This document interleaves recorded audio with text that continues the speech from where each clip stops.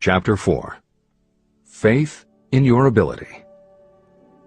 Visualization of and belief in attainment of desire. The second step toward riches. Faith is the head chemist of the mind. When faith is blended with thought, the subconscious mind instantly picks up the vibration. The subconscious then translates it and transmits it to infinite intelligence. The emotions of faith, love, and sex are the most powerful of all the major positive emotions. When the three are blended, they have the effect of coloring thought in such a way that it instantly reaches the subconscious mind. There, it is changed into a form that induces a response from infinite intelligence. Editor's comments. In the preceding paragraph, Napoleon Hill uses two terms, faith and infinite intelligence, both of which may convey to the reader a religious connotation that Hill did not intend. The following will define the meaning of the words as Hill uses them in the following chapter. In modern usage, the word faith has become almost interchangeable with religious belief, which is not the way Hill uses the word. Faith, as it is used here, means having confidence, trust, and an absolute unwavering belief that you can do something. And in order for you to have faith in yourself as Hill means it, it has to be true on a subconscious level. If you have a nagging doubt in the back of your mind, or if you are just going through the motions of pretending you believe, it won't work because your subconscious will know your doubts. Unless you have absolute total confidence, unless you are convinced without question, then you don't have faith. Hill uses the term infinite intelligence to identify that part of the human mind and thinking process that produces hunches, flashes of insight, and leaps of logic. Hill's concept has similarities to what psychologist Carl Jung called the collective unconscious. And on another level, it is very close to what contemporary psychologists refer to as working in the flow state, or being in the zone. Infinite intelligence is discussed in greater depth in later chapters. Hill also uses another term, the subconscious mind, that should be commented on before the reader proceeds with this chapter. Although there are differing schools of thought, in general modern psychology developed from the pioneering work of Sigmund Freud and Carl Jung. Each believed that the human mind operates on both a conscious and an unconscious level, but they differed on the role the subconscious plays and the way it influences attitude and action. Through his own research and studies, Napoleon Hill developed a theory of the conscious and subconscious that is closest to the Jungian view. The following briefly describes the basis of Hill's view. The conscious mind. Your conscious mind receives information through the five senses of sight, smell, taste, hearing, and touch. Your conscious mind keeps track of what you need for thinking and operating, and it filters out what you don't need. Your conscious mind, and what your memory retains, is the intelligence with which you normally think, reason, and plan. The subconscious mind. Your subconscious has access to all the same information your conscious mind receives, but it doesn't reason the way your conscious mind does. It takes everything literally. It doesn't make value judgments. It does not filter, and it does not forget. You cannot command your conscious mind to reach out and dip into your subconscious mind. However, under certain circumstances, all those forgotten facts and ideas that are always there in your subconscious can, if they are firmly rooted, influence your conscious attitudes and actions. This is the end of the editor's comments. How to develop faith. The following statement is very important in understanding the importance of autosuggestion in the transmutation of desire into its physical or monetary equivalent, namely, faith is a state of mind that may be induced or created by affirmation or repeated instructions to the subconscious mind through the principle of autosuggestion. The repetition of affirmations is like giving orders to your subconscious mind, and it is the only known method of voluntary development of the emotion of faith, absolute belief that you can do something. As an illustration, consider why you are reading this book. You want to acquire the ability to transmute the intangible thought impulse of desire into its physical counterpart, money. By following the instructions laid down in the later chapters on autosuggestion and the subconscious mind, you will learn techniques to convince your subconscious mind that you believe you will receive that for which you ask. Your subconscious will act upon that belief and pass it back to you in the form of faith, followed by definite plans for procuring that which you desire. Faith in yourself and your abilities is a state of mind that you will be able to develop at will after you have mastered the 13 principles in this book. This is true because faith is a state of mind that will develop naturally within you when you use and apply these principles. The emotions, or the feeling portion of thoughts, are what give your thoughts vitality, life, and action. The emotions of faith, love, and sex, when mixed with any thought impulse, give it even greater action. All thoughts that have been emotionalized, given feeling, and mixed with faith, absolute belief in your ability, begin immediately to translate themselves into their physical equivalent or counterpart. However, this is not only true of thought impulses that have been mixed with faith, but it is true with any emotion, including negative emotions. What this means is that the subconscious mind will translate into its physical equivalent a thought impulse of a negative or destructive nature just as readily as it will act upon thought impulses of a positive or constructive nature. The following statement made by a noted criminologist illustrates the point. When men first come into contact with crime, they abhor it. If they remain in contact with crime for a time, they become accustomed to it and endure it. If they remain in contact with it long enough, they finally embrace it and become influenced by it. This is the equivalent of saying that a negative impulse of thought that is repeatedly passed on to the subconscious mind often enough is finally accepted and acted upon by the subconscious mind. The subconscious then proceeds to translate that impulse into its physical equivalent by the most practical procedure available. This also accounts for the strange phenomenon that so many millions of people experience, referred to as bad luck. There are millions of people who believe themselves doomed to poverty and failure because of some strange force they call bad luck, over which they believe they have no control. But the truth is that they are the creators of their own misfortunes, because this negative belief in bad luck is picked up by the subconscious mind and translated into its physical equivalent. Your belief, or faith, is the element that will determine the action of your subconscious mind. Once again, let me stress that you will benefit by passing on to your subconscious mind any desire that you wish translated into its physical or monetary equivalent in a state of expectancy or belief that the transmutation will actually take place. The subconscious mind will transmute into its physical equivalent, by the most direct and practical way available, any order that is given to it in a state of belief or faith that the order will be carried out. At this point, it should also be noted that because of the way that the subconscious operates, there is nothing to stop you from deceiving your subconscious mind when giving it instructions through autosuggestion. That is what I did when I deceived my son's subconscious mind. To make this deception more realistic, when you call upon your subconscious mind, you must conduct yourself just as you would if you were already in possession of the material thing that you are demanding. Editor's comments.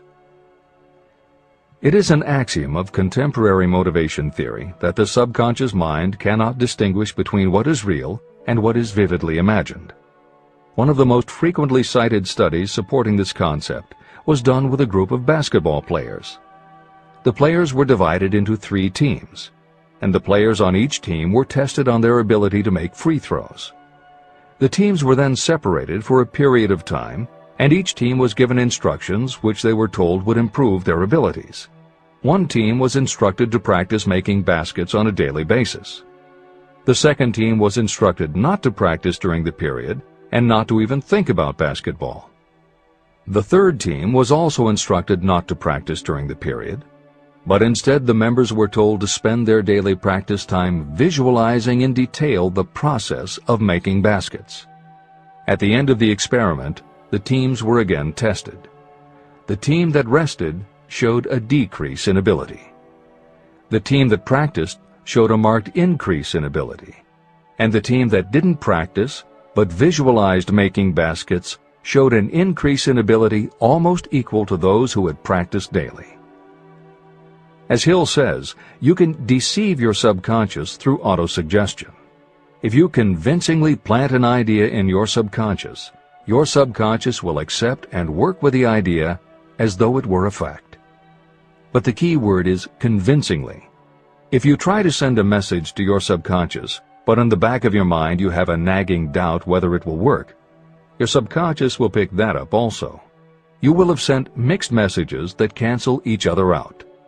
That is why Hill stresses the importance of doing it with faith. Your subconscious will not judge if it is true or false, positive or negative, but it does respond to the power of the input, how emotionalized the thought is. This is the end of the editor's comment. It is essential for you to encourage the positive emotions as the dominating forces of your mind. But faith in yourself doesn't come from merely reading instructions. Now that you understand the theory, you must begin to apply it. By experimenting and practicing, you will develop your ability to mix faith with any order you give to your subconscious. When you have faith in your ability, then you can give your subconscious mind instructions, which it will accept and act upon immediately. When your mind is dominated by positive emotions, it will encourage the state of mind known as faith. Faith in yourself is a state of mind that you can create by autosuggestion. All through the ages, religious leaders have admonished people to have faith. They say to have faith in this, that, and the other dogma or creed, but they have failed to tell people how to have faith. They have not stated that faith is a state of mind that may be induced by self-suggestion. In language that anyone can understand, this book explains the principle through which faith in your ability to accomplish a goal may be developed where it does not already exist. Before we begin, you should be reminded again that faith is the eternal elixir that gives life, power, and action to the impulse of thought. Faith is the starting point of all accumulation of riches. Faith is the basis of all miracles and of all mysteries that cannot be analyzed by the rules of science. Faith is the only known antidote for failure. Faith is the element that, when mixed with desire, gives you direct communication with infinite intelligence. Faith is the element that transforms the ordinary vibration of thought created by the human mind into the spiritual equivalent. Faith is the only way the force of infinite intelligence can be harnessed and used. The magic of self-suggestion. It is a fact that you will come to believe whatever you repeat to yourself, whether the statement is true or false. If you repeat a lie over and over, you will eventually accept that lie as truth. Moreover, you will believe it to be the truth. You are what you are because of the dominating thoughts that you permit to occupy your mind. Thoughts that you deliberately place in your own mind and encourage with sympathy, and with which you mix any one or more of the emotions, constitute the motivating forces that direct and control your every movement, act, and deed. The following sentence is a very significant statement of truth. Thoughts that are mixed with any of the feelings of emotions become like a magnetic force, which attracts other similar or related thoughts. A thought that is magnetized with one of the emotions may be compared to a seed.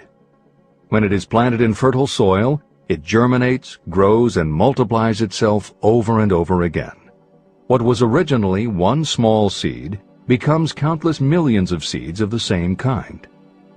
The human mind is constantly attracting vibrations that are in sync with whatever dominates the mind. Any thought, idea, plan, or purpose that you hold in your mind attracts a host of its relatives. Add these relatives to its own force, and it grows until it becomes the prime motivator of the person in whose mind it has been housed. Now, let us go back to the starting point. How can the original seed of an idea, plan, or purpose be planted in the mind?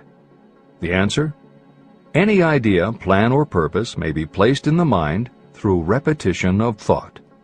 This is why you are asked to write out a statement of your major purpose, or definite chief aim. Commit it to memory, and repeat it out loud day after day until these vibrations of sound have reached your subconscious mind. You are what you are because of the dominating thoughts that you permit to occupy your mind. If you choose to, you can throw off any bad influences from your past and build your own life the way you want it to be. For instance, by taking inventory of your mental assets and liabilities, you might discover that your greatest weakness is lack of self-confidence. This can be overcome and translated into courage through the principle of autosuggestion. You can do this by writing out a set of simply stated positive thought impulses, memorizing them, and repeating them until they become a part of the working equipment of your subconscious mind. The following is an example for someone whose definite purpose is to overcome a lack of self-confidence. Self-confidence formula. 1. I know that I have the ability to achieve the object of my definite purpose in life. Therefore, I demand of myself persistent, continuous action toward its attainment, and I here and now promise to render such action. 2. I realize the dominating thoughts of my mind will eventually reproduce themselves in outward physical action and gradually transform themselves into physical reality. Therefore, I will concentrate my thoughts for 30 minutes each day, visualizing the person I intend to become. In this way, I will create in my mind a clear mental picture. 3. I know, through the principle of autosuggestion, that any desire I persistently hold in my mind will eventually find some practical means of attaining my objective. Therefore, I will devote 10 minutes daily to demanding of myself the development of self-confidence. 4. I have clearly written down a description of my definite chief aim in life, and I will never stop trying until I have developed sufficient self-confidence for its attainment. 5. I fully realize that no wealth or position can last unless it is built upon truth and justice. Therefore, I will engage in no transaction that does not benefit all whom it affects. I will succeed by attracting to myself the forces I wish to use and the cooperation of others. I will persuade others to help me because of my willingness to help others. I will eliminate hatred, envy, jealousy, selfishness, and cynicism by developing love for all humanity, because I know that a negative attitude toward others can never bring me success. I will cause others to believe in me because I will believe in them and in myself. I will sign my name to this formula, commit it to memory, and repeat it aloud once a day, with full faith that it will gradually influence my thoughts and actions so that I will become a self-reliant and successful person. Behind this formula is a law of nature that psychologists call autosuggestion or self-suggestion. It is a proven technique that will work for your success if it is used constructively. On the other hand, if used destructively, it will destroy just as readily. In this statement may be found a very significant truth, namely that those who go down in defeat and end their lives in poverty, misery, and distress do so because of negative application of the principle of autosuggestion. All impulses of thought have a tendency to clothe themselves in their physical equivalent. The disaster of negative thinking. The subconscious mind makes no distinction between constructive and destructive thought impulses. It works with the material we feed it through our thought impulses. The subconscious mind will translate into reality a thought driven by fear just as readily as it will translate into reality a thought driven by courage or faith. Just as electricity will turn the wheels of industry and render useful service if used constructively, it will snuff out life if wrongly used. So too will the law of autosuggestion lead you to peace and prosperity, or down into the valley of misery, failure, and death. It depends on your degree of understanding and application of it. If you fill your mind with fear or doubt, and if you do not believe in your ability to connect with and use the forces of infinite intelligence, then you will not be able to use those forces. The law of autosuggestion will take your lack of belief and use that doubt as a pattern by which your subconscious mind will translate it into its physical equivalent. Editor's comments. When you have faith in your ability to accomplish what you want, it not only firmly plants ideas in your subconscious, but it then works to reinforce itself. When you have faith in your abilities, part of what you must have faith in is that it is possible to tap into infinite intelligence. And because you have faith that it will work, your conscious mind won't be resistant. When your conscious doesn't resist, your subconscious mind can send creative ideas to your conscious mind more easily. Then the more you see the power working in your life, the easier it is for you to act on faith the next time. Will it work for you? You will never know unless you relax your resistance and just have faith that it will. This is the end of the editor's comment. Like the wind that carries one ship east and another west, the law of autosuggestion will lift you up or pull you down according to the way you set your sails of thought. The law of autosuggestion, through which any person may rise to altitudes of achievement that stagger the imagination, is well described in the following verse. Observe the words that have been emphasized, and you will catch the deep meaning that the poet had in mind. If you think you are beaten, you are. If you think you dare not, you don't. If you like to win, but you think you can't, it is almost certain you won't. If you think you'll lose, you're lost. For out in the world we find, success begins with a fellow's will. It's all in the state of mind. If you think you are outclassed, you are. You've got to think high to rise. You've got to be sure of yourself before you can ever win a prize. Life's battles don't always go to the stronger or faster man, but soon or late the man who wins is the man who thinks he can. Editor's comments. As noted at the beginning of this chapter, the way in which Napoleon Hill uses the word faith is meant to have no religious connotation. However, it would be impossible for Hill to write this chapter without acknowledging the power of religious faith. Therefore, in the following two paragraphs, when Hill discusses Jesus Christ and Mahatma Gandhi as exemplifying the power of faith, he is referring to their personal faith, the absolute trust in his beliefs that Jesus exhibited, and Gandhi's total conviction and confidence in his cause. In this way, they perfectly exemplify thought impulse mixed with faith. This is the end of the editor's comment. If you wish evidence of the power of faith, study the achievements of men and women who have employed it. At the head of the list comes the Nazarene. The basis of Christianity is faith, no matter how many people may have perverted or misinterpreted the meaning of this great force. The sum and substance of the teachings and the achievements of Christ, which may have been interpreted as miracles, were nothing more nor less than faith. If there are any such phenomena as miracles, they are produced only through the state of mind known as faith. Consider Mahatma Gandhi of India, one of the most astounding examples of the possibilities of faith. Gandhi wielded more potential power than any man living in his time, and he had this power despite the fact that he had none of the orthodox tools of power, such as money, battleships, soldiers, and materials of warfare. Gandhi had no money, no home. He did not own a suit of clothes, but he did have power. How did he come by that power? He created it out of his understanding of the principle of faith and through his ability to transplant that faith into the minds of 200 million people.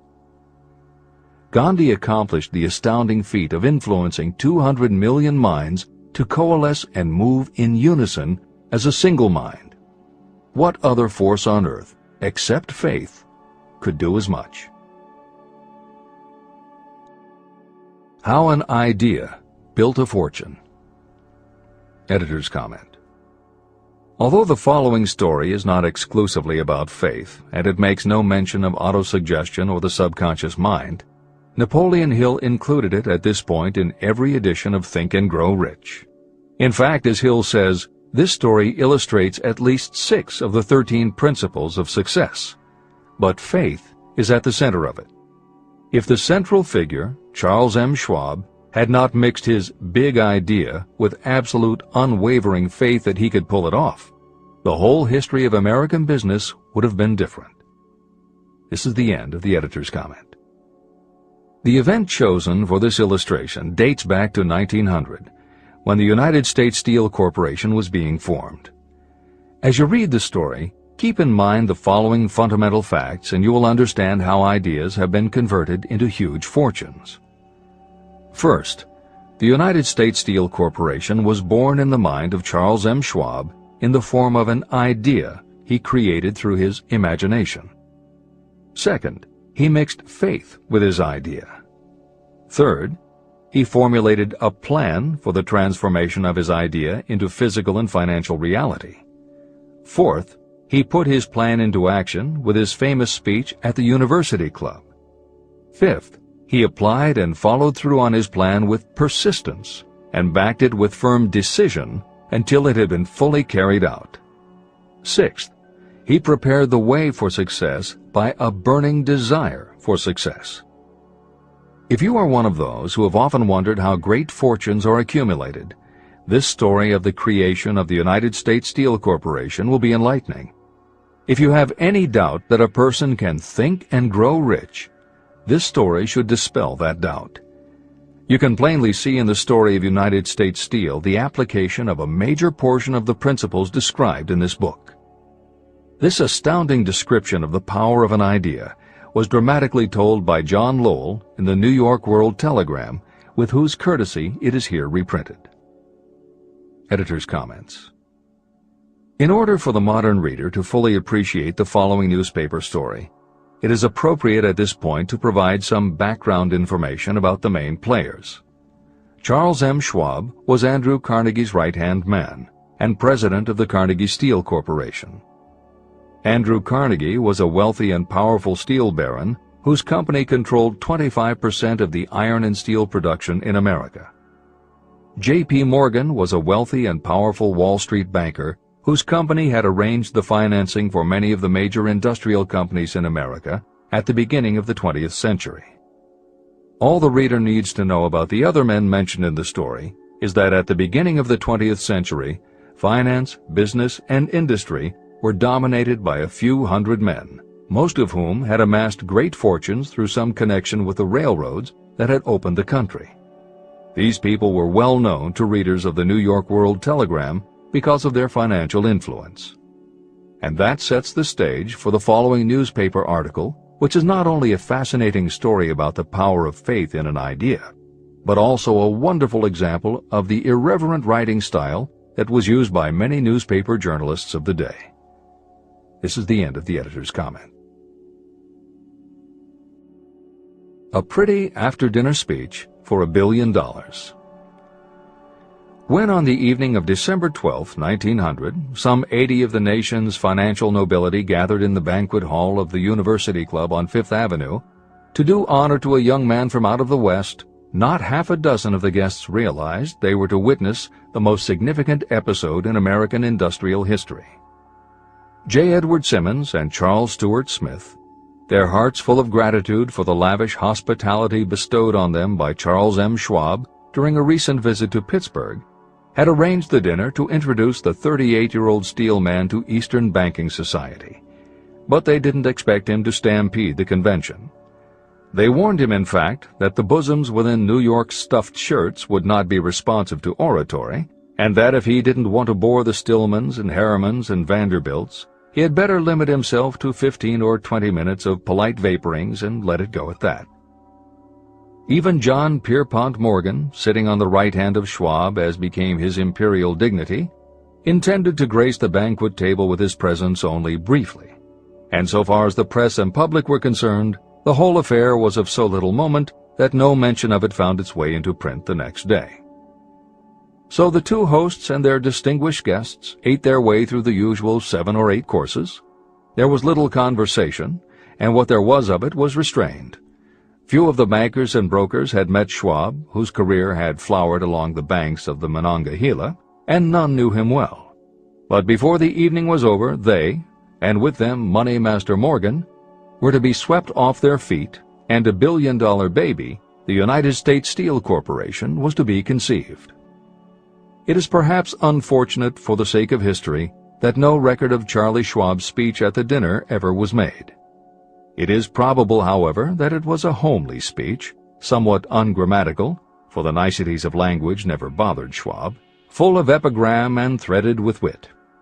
But aside from that, it had a galvanic force and effect upon the 5 billions of estimated capital that was represented by the diners. After it was over, and the gathering was still under its spell, although Schwab had talked for 90 minutes, Morgan led the orator to a recessed window where, dangling their legs from the high, uncomfortable seat, they talked for an hour more. The magic of the Schwab personality had been turned on full force, but what was more important and lasting was the full-fledged, clear-cut program he laid down for the aggrandizement of steel. Many other men had tried to interest Morgan in slapping together a steel trust after the pattern of the biscuit, wire and hoop, sugar, rubber, whiskey, oil, or chewing gum combinations. Editor's comments. The Random House College Dictionary defines a trust as an illegal combination of industrial or commercial companies in which the stock is controlled by a central board of trustees, thus making it possible to control prices and destroy competition. Many of America's new industrial companies had grown so quickly that they were not yet profitable. They were saddled with huge debt incurred in raising the capital to finance their rapid expansion, and at the same time they were faced with having to cut costs and slash prices or go out of business. The answer for many was to join up with others in related industries to form what were called trusts or combinations. Although trusts were illegal since the passage of the Sherman Antitrust Act in 1890, companies still tried to find ways to monopolize their industries, and if their efforts weren't technically trusts, they were something very close. The one thing the large company owners who assembled these trusts needed was cash to buy up the many smaller companies they would have to own in order to effectively dominate an industry. J.P. Morgan was the banker who financed many such takeovers. This is the end of the editor's comment. John W. Gates, the gambler, had urged it, but Morgan distrusted him. The Moore boys, Bill and Jim, Chicago stock jobbers who had glued together a match trust and a cracker corporation, had urged it and failed. Elbert H. Gary, the sanctimonious country lawyer, wanted to foster it, but he wasn't big enough to be impressive. Until Schwab's eloquence took J.P. Morgan to the heights from which he could visualize the solid results of the most daring financial undertaking ever conceived, the project was regarded as a delirious dream of easy-money crackpots. The financial magnetism that began a generation ago to attract thousands of small and sometimes inefficiently managed companies into large and competition-crushing combinations had become operative in the steel world through the devices of that jovial business pirate, John W. Gates. Gates already had formed the American Steel and Wire Company out of a chain of small concerns, and together with Morgan had created the Federal Steel Company. But by the side of Andrew Carnegie's gigantic vertical trust, a trust owned and operated by 53 partners, those other combinations were picayune. They might combine to their heart's content, but the whole lot of them couldn't make a dent in the Carnegie organization, and Morgan knew it. The eccentric old Scot knew it, too. Editor's comments. Andrew Carnegie was born in Scotland and came to America when he was just a boy. He made his first move to join the elite group of American tycoons when he quit his job as a bobbin boy in a cotton mill, earning $1.20 a week, and got a job as a telegraph messenger boy. He soon taught himself to operate a telegraph key, which got him hired as personal telegrapher and secretary to the head of the Pennsylvania Railroad. It wasn't long before he'd worked his way up the ranks to superintendent of the Pittsburgh division, which in turn put him in a position to become an early investor in the Pullman Company, which became the leading manufacturer of railway cars. Carnegie's investment in Pullman and some successful real estate ventures gave him the capital to go into business for himself. At the end of the Civil War, Carnegie left railroading and started a company that built iron bridges for railroad companies.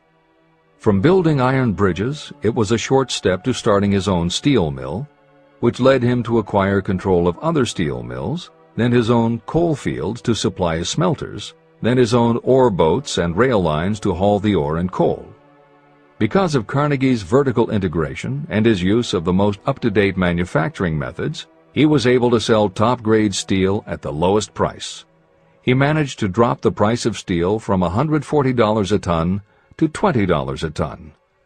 By 1899, the Carnegie Steel Company controlled about 25% of the iron and steel production in America.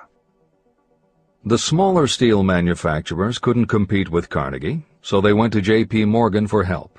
He arranged for the financing, and a wide-ranging alliance was put together of companies that were in the business of manufacturing products made from steel. Part of the deal was that they would not buy steel from Carnegie. Andrew Carnegie was not about to be put out of business by a collection of small companies. He announced that he would buy or build his own manufacturing companies to produce finished goods made of steel. This is the end of the editor's comments, and the New York World Telegram story continues. From the magnificent heights of Skibo Castle he had viewed, first with amusement and then with resentment, the attempts of Morgan's smaller companies to cut into his business. When the attempts became too bold, Carnegie's temper was translated into anger and retaliation. He decided to duplicate every mill owned by his rivals. Hitherto, he hadn't been interested in wire, pipe, hoops, or sheet. Instead, he was content to sell such companies the raw steel and let them work it into whatever shape they wanted. Now, with Schwab as his chief and able lieutenant, he planned to drive his enemies to the wall. So it was that in the speech of Charles M. Schwab, Morgan saw the answer to his problem of combination. A trust without Carnegie, giant of them all, would be no trust at all. A plum pudding, as one writer said, without the plums. Schwab's speech on the night of December 12, 1900, undoubtedly carried the inference, though not the pledge, that the vast Carnegie enterprise could be brought under the Morgan tent. He talked of the world future for steel, of reorganization for efficiency, of specialization, of the scrapping of unsuccessful mills and concentration of effort on the flourishing properties, of economies in the ore traffic, of economies in overhead and administrative departments, of capturing foreign markets. More than that, he told the buccaneers among them wherein lay the errors of their customary piracy. Their purposes, he inferred, had been to create monopolies, raise prices, and pay themselves fat dividends out of privilege. Schwab condemned the system in his heartiest manner. The short-sightedness of such a policy, he told his hearers, lay in the fact that it restricted the market in an era when everything cried for expansion. By cheapening the cost of steel, he argued, an ever-expanding market would be created. More uses for steel would be devised, and a goodly portion of the world trade could be captured. Actually, though he did not know it, Schwab was an apostle of modern mass production. Editor's comments. For J.P. Morgan, all of Schwab's talk about economies of scale and expanding markets meant only one thing. Until that night, it was assumed that Andrew Carnegie would continue building his own manufacturing companies to compete with the steel trusts that Morgan had helped put together. Morgan knew that for Carnegie to do so would require an enormous amount of capital, and Morgan also knew that Carnegie had always been strongly against raising money by selling stock in his company. What Schwab seemed to be implying was that rather than going to Wall Street for the money needed to fight the trusts, Carnegie might be interested in selling his business. This is the end of the editor's comment.